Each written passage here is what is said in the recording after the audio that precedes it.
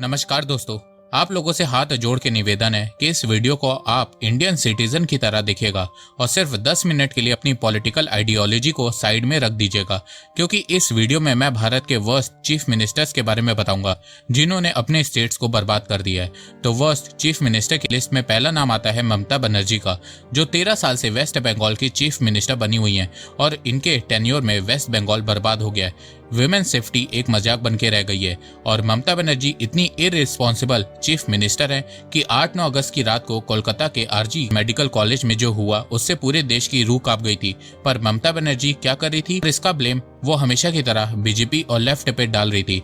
और हंसने वाली बात यह है कि ये खुद प्रोटेस्ट कर रही हैं, जबकि बंगाल में सरकार इनकी है, हेल्थ और होम मिनिस्टर ये हैं, पुलिस इनकी है, लोग इनके हैं और प्रोटेस्ट भी ये खुद ही कर रही हैं। कुछ साल पहले जब ममता बनर्जी से विमेन सेफ्टी पे सवाल पूछा गया था, तब भी ये दूसरों पे ब्लेम डाल रही थी।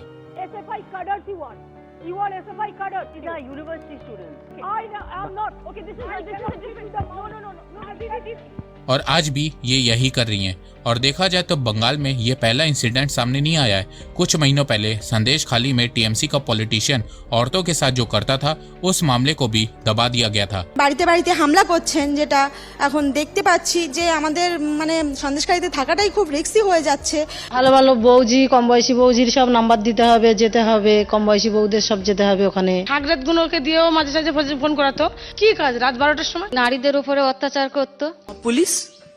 पुलिस कभी हमारी मदद नहीं करती। देखो, भारत की प्रॉब्लम यह है कि औरतों के अगेंस्ट जब क्राइम होता है तो कुछ दिनों तक खूब हल्ला होता है, फिर उसके बाद सब नॉर्मल हो जाता है। भारत में लोग भूल जाते हैं। अगर ऐसा इंसिडेंट किसी बीजेपी के रूल्ड स्टेट में हुआ होता तो मोदी जी से रिजाइन मांग लिया जाता, पर वेस्ट बंगाल में हुआ है तो किसी के अंदर हिम्मत नहीं है ममता बनर्जी के अगेंस्ट बोलने की। अगर बोला तो पता चलेगा डिक्टेटर का मतलब क्या होता है। औरतों के लिए बंगाल आज के समय नर्क बना हुआ है और ये मैं नहीं कह रहा हूँ, बहुत सारी रिपोर्ट्स कह रही हैं। क्राइम अगेंस्ट वुमेन बंगाल में बढ़ता जा रहा है। Bengal rape cases, domestic violence में नंबर 1 है। बंगाल में आज के समय जहां औरत चीफ मिनिस्टर है, वहीं पे औरतें सेफ नहीं हैं और ममता बनर्जी औरतों को लेकर भद्दे कमेंट करती हैं। Faced with criticism over the rising instances of crime against women, West Bengal Chief Minister Mamata Banerjee on Sunday sought to defend her government by counterposing a question, are all women in the state being raped? Should I kill him? That's what Bengal Chief Minister Mamata Banerjee retorted when questioned about the outrageous statements by her party MP Tapas Paul, first on rape and then on slitting the throats of CPM workers. इसके अलावा ममता बनर्जी के tenure में बंगाल की economy भी बर्बाद हो गई है। इलेक्शन में वायलेंस बढ़ता जा रहा है। Bengal's Howrah witnessed a violent communal clash on Thursday evening after Ram Navami processions. Public property set on fire, vehicles set on fire. The ED officials have been attacked in Bengal. Bengal की growth rate गिरने लगी है। ममता बनर्जी के CM बनने के बाद बंगाल का industry sector भी गिरता जा रहा है। इसके अलावा ममता बनर्जी वोट बैंक के चलते बांग्लादेशियों को इनविटेशन देती हैं। आज के समय भारत में सबसे ज्यादा इलीगल बांग्लादेशी बंगाल में है और ये चीज आपको वेस्ट बंगाल के सेंसस में भी देखने को मिल जाएगी।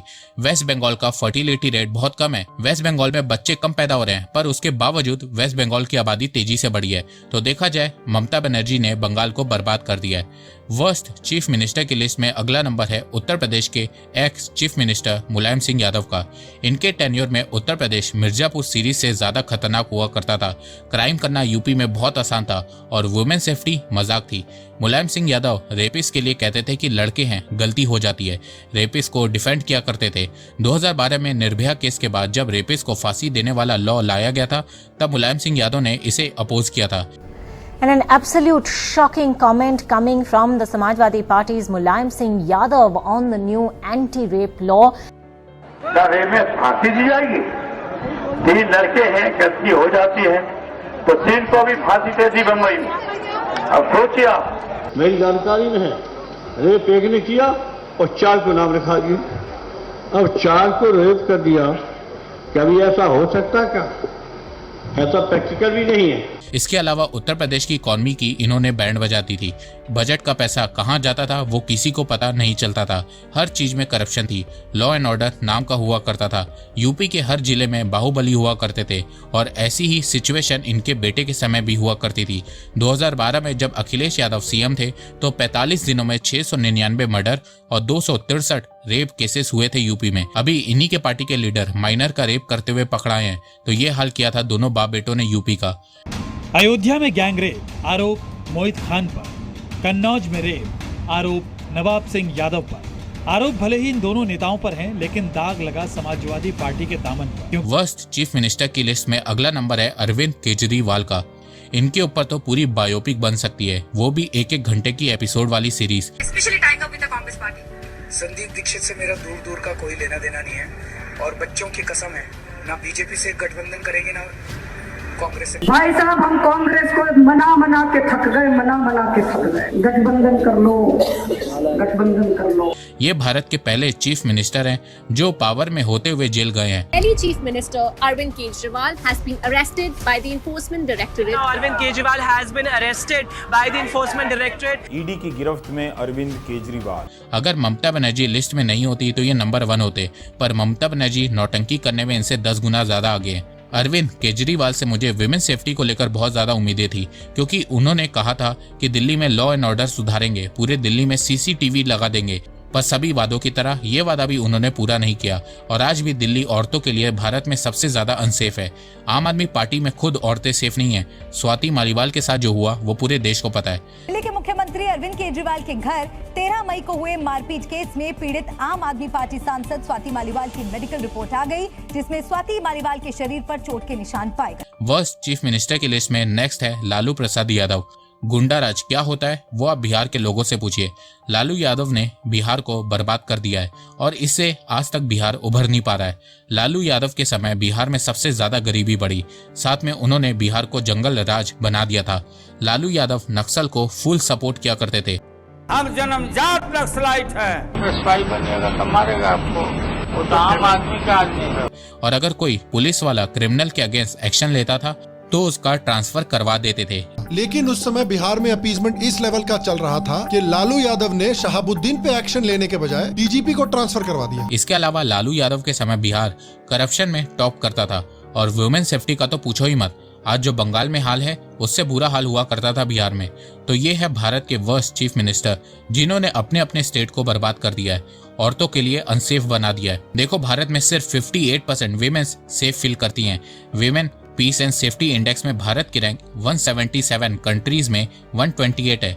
National crime record bureau NCRB के मुताबिक 2018 से 2022 तक क्राइम अगेंस्ट वीमेन इंडिया में 12.9% बढ़ा है। भारत में हर 16 मिनट में एक रेप हो रहा है और इसमें बंगाल, दिल्ली का कंट्रीब्यूशन बहुत ज्यादा है। आज के समय योगी जी के राज में औरतें ज्यादा सेफ हैं और ममता बनर्जी के राज में अनसेफ। देखो पूरी दुनिया में भारत एकमात्र ऐसा देश है जहां दुर्गा, काली, सरस्वती, गौरी बहुत सी देवियों की पूजा की जाती है। नवरात्रि का व्रत रखा जाता है। भगवान शिव को अर्धनारीश्वर कहा गया है।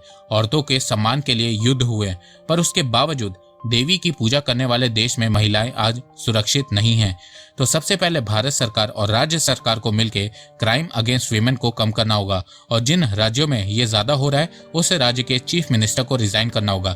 इसके अलावा जो पीएम मोदी ने कहा है कि अपराधियों को हाईलाइट करना चाहिए ताकि समाज उनका बहिष्कार कर दे, ये करना होगा और अपराधियों को जल्दी से जल्दी सजा देनी होगी, क्योंकि भारत में क्राइम अगेंस्ट वीमेन का कन्विक्शन रेट बहुत कम है। देखो हमें भूलना नहीं चाहिए कि हम भारतीय हैं। स्त्रियों का सम्मान करना हमारे कल्चर में है, क्योंकि जो स्त्री का अपमान करता है वो अपनी माँ का अपमान करता है और जो माँ का अपमान करता है उनका पतन होना निश्चित है। हम हिंदुस्तानी हैं तो स्त्री का सम्मान करें। धन्यवाद।